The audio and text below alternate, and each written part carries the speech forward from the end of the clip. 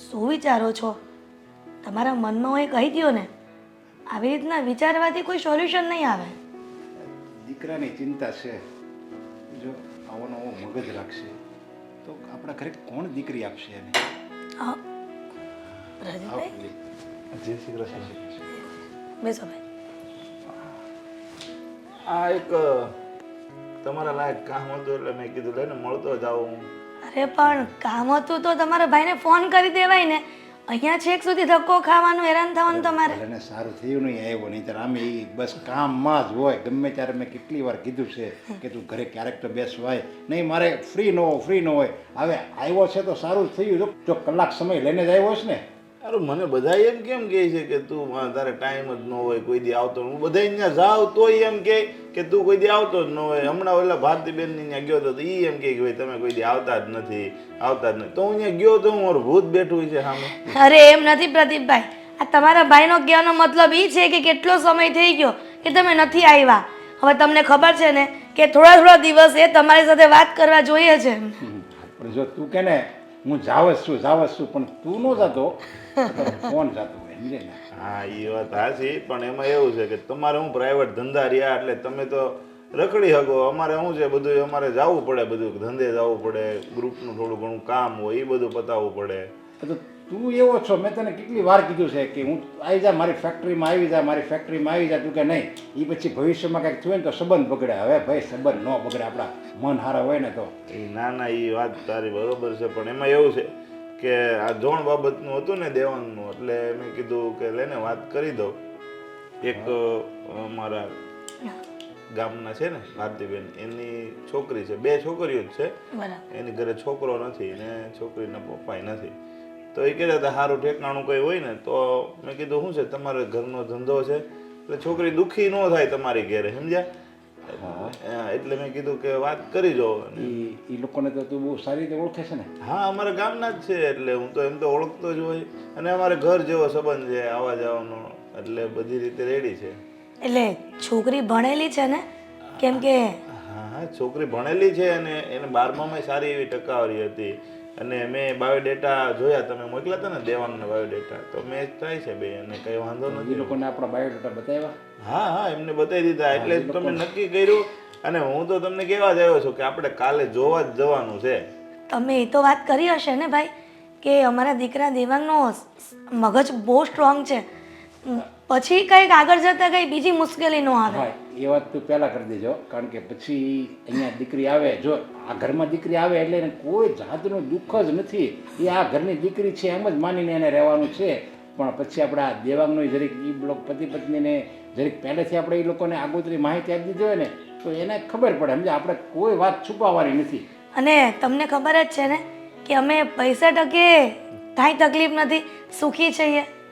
મગજની વાત કરો ને તો તમારો મગજ એ લગ્ન પહેલા સ્ટ્રોંગ જ હતો ને. ભાભી એ વાત ન થઈ ગયો રેડી. એટલે એ જો મગજ એવી નાની વાતોની કઈ ચોખવટ ન કરવાની હોય. એ લગ્ન થાય ને એટલે જેવો સ્ટ્રોંગ મગજ હોય ને એવો શાંત મગજ થઈ જાય, સમજ્યા? એટલે જો એવી વાત આપણે ચોખવટ કરીને તો એને એમ થાય કે ભાઈ નહીં આ કઈ બીમારી છે, આ છે તે છે, એવું થાય ને. એટલે એવી નાની વાતોની કંઈ ચોખવટ ન કરવાની. એટલે મેં એને એમ જ કીધું કે ભાઈ છોકરો રેડી છે. કારણ કે મને એમ જાજો દેવાંગનો પરિચય મને ન હોય, મને તો શું છે નરેશભાઈનો પરિચય હોય. એટલે જેનો બાપ હારો હોય એનો છોકરો હારો જ હોય ને.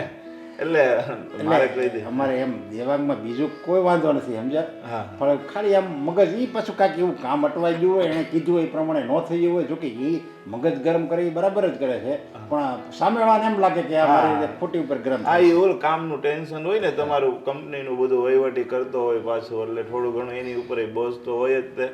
અરે આ બધી વાતમાં તો ભૂલાઈ ગયું, આ તમારે ચા કેવું બનાવી લાવું કે પછી તમે એમ કહેશો ભાભીએ બનાવી ન આપી? મારે જો ચા પીવાનો ટાઈમ જ નથી. મારે દિવસમાં 4 વખત કોકની ઘરે જાવ, 4 જગ્યાએ ચા પીવું તો મારે તો ડાયાબિટીસ ન હોય તોય આવે ને. એટલે એ ચાનું હું ગમે ત્યાં બેહવા જાઉં ને ત્યાં ચા પરાઈને બનાવે ને તોય ન જ પીવું. એક વખત તો હું ગયો ને તો ચા બનાવીને તોય ન પીધી, એટલે ન જ પીધી. હા એ બરાબર, એટલે બીજી વાર બનાવે. હા જો એ વાર પી લઉં ને તો એને એમ થાય કે આ પ્રદીપભાઈ તો ના પાડ્યા રાખે, આપણે આપણી રીતે બનાવી નાખવાનું. એટલે પછી હું ચા પીવો જ નહીં. ઘરે બધા કેમ ને મજામાં? આ તમારું જોણની વાતમાં તો તમારા ઘરનું પૂછવાનું ભૂલી ગઈ. બોલો. ઘેરે બધા મજામાં છે, એમાં કાંઈ કોઈને ઉપાધિ નથી. કારણ કે આપણે શું છે ટાઈમે ઘરેથી ને ધંધેથી ઘેરે અને ઘરે બધાને ટાઈમ આપીએ એટલે એ તો કઈ ઉપાધિ ન હોય. સારું, હવે તમે જોડનું ક્યારે ગોઠવો છો ને એ મને કહેજો. જોણ કાલે જ આપણે જવાનું છે. તમે દેવાંગને ખાલી કહી દેજો કે તૈયાર રહે.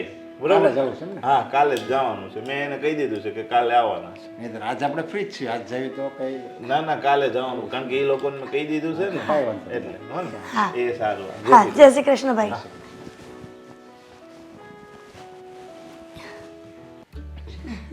પ્રદીપભાઈ એમને વાત કરી, અરે એણે જે તમારા પરિવારના વખાણ કર્યા, તમારી દીકરીઓના વખાણ કર્યા, અને અમે મારો મિત્ર પ્રદીપ એ જે વાત કરે ને એ 100% સારી અને સાચી હોય, બધાના લાભ માટે જ હોય. હા બધી વાત કરી છે ને પપ્પા, પછી જોજો કોઈ વાત બાકી રહી જતી હોય તો.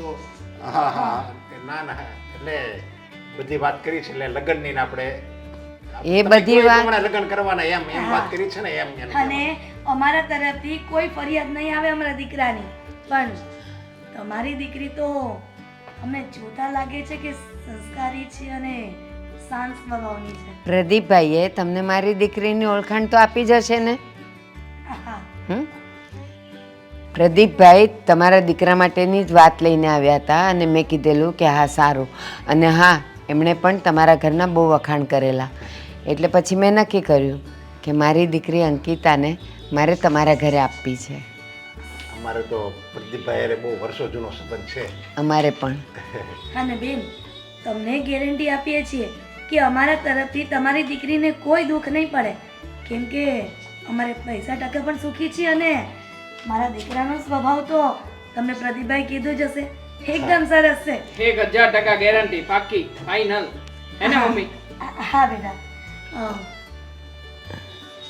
હા કેમ આવું બોલે છે? ના ના, એટલે એમ મતલબ કે ગેરંટી પાક્કી કરી નાખે એમ. બીજું અરે કંઈ પણ અમે વડીલો વાત કરીએ છીએ ને ખુશીનો ભાઈ. માહોલ છે ને એટલે એટલે એ પ્રમાણે વાત કરે છે. તમે કાંઈ વાંધો નહીં. બાકી હિરલબેન અને નરેશભાઈ, આ જમાનામાં 1000% ગેરંટી તો કોઈ નથી અરે આપતું. માણસ બસ ખુશીમાં મારી દીકરી તમારે ત્યાં ખુશ રહી એટલે બહુ થઈ ગયું.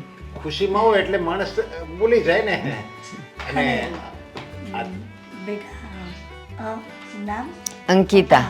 અંકિતા, મારો દીકરો તો તને પસંદ છે ને?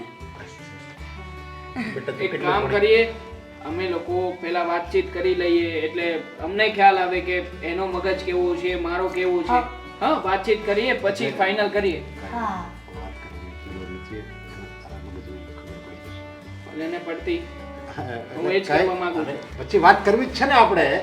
લગ્ન થઈ જાય પછી વાત કરવાની જ છે ને. આપણે અત્યારે આ જોણ રાખ્યું છે, તમને બધાને ખબર છે મારી દીકરી કેટલી શાંત બેઠી છે, એક અક્ષર બોલતી નથી, અને આ આટલું બધું બોલે છે. કારણ શું એમાં છે? એવું છે ને બેન, કે એનો સ્વભાવ એવો છે, બોલક્યો છે. બોલે એના જ બોર વેચાય કહેવાય છે ને.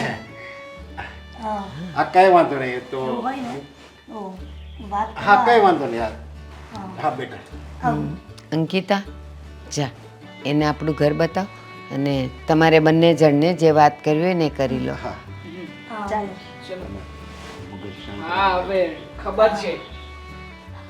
Please, હા. વાહ, બહુ સારું ઘર છે તમારું, ખરેખર. Thank you.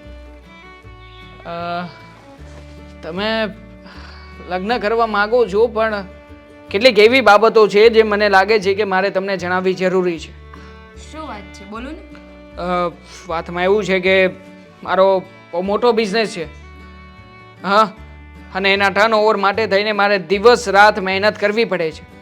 એટલે બની શકે કે ક્યારેક મોડો ઘેર આવવું, ક્યારેક ન પણ આવવું, ક્યારેક દૂર પણ જવાનું થાય, 2, 5, 7 દિવસ કાંઈ નક્કી નહીં. કામ જ એવું છે મારું, બિઝનેસ બહુ મોટો એટલે પગાર થોડો ઓછો છે, પણ મતલબ કે બિઝનેસ એવું છે કે બીજાનો છે, હું સંભાળી રહ્યો છું એટલે પગાર ઉપર છું. એટલે તમને વાંધો તો નથી ને? કંઈ વાંધો નહીં, બિઝનેસ મોટો છે, તમે કામ કરશો તો આપણા ભવિષ્ય માટે જ કરશો ને. પણ અમુક સવાલ છે જે મારે તમને પૂછવા છે. અરે પૂછો ને, પૂછવા જ જોઈએ. બોલો, કયા સવાલો છે? તમારે કોઈ ગર્લફ્રેન્ડ તો નથી ને? જરાય નહીં. ગર્લફ્રેન્ડ શું, મને તો હમણાં ખબર પડી. હા મારો એક ફ્રેન્ડ છે એને આવું બધું થયું હતું લોચા લબાચા ત્યારે. બાકી ના ના ના ના, આવું પાપ આપણા જીવનમાં શક્ય જ નથી, અશક્ય. અને બીજો સવાલ કે કોઈ વ્યસન નથી ને તમારે? વ્યસન? બાપ રે બાપ, વ્યસન કરાતા હશે? કોઈ વ્યસન નથી. કારણ કે હા મને દારૂ, મતલબ કે દારૂ, હા માવો, ગુટખા, વિમલ, કંઈ જ નહીં, બધાથી દૂર, તો સારું. એકદમ નિર્વ્યસની માણસ. રિપોર્ટ કરશો ને તો પણ મશીન પહેલેથી કહી દેશે કે નેગેટિવ છે. તો સારું. મને વ્યસનવાળા છોકરા પસંદ જ નથી. મને પણ વ્યસનવાળી છોકરીઓ પસંદ જ નથી.